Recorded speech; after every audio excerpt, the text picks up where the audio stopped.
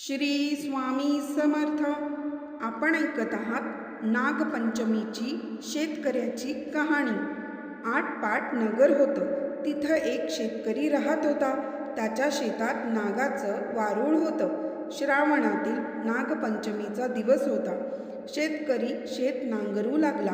नांगराचा फाळ वारुळाला लागला. नागाच्या पिलांना जखम झाली, त्यामुळे ती मरून गेली. काही वेळानं तिथं नागिन आली आणि तिचं पिलं शोधू लागली. बघते तर काय, वारूळ नाहीत आणि पिलंही नाहीत. शेतात तिला नांगर दिसला. रक्तानं भरलेला फाळ दिसला. झालेला प्रकार तिच्या लक्षात आला. शेतकऱ्याच्या फाळानं आपला निर्वंश केला. आपणही त्याचा निर्वंश करायचा असं तिनं ठरवलं.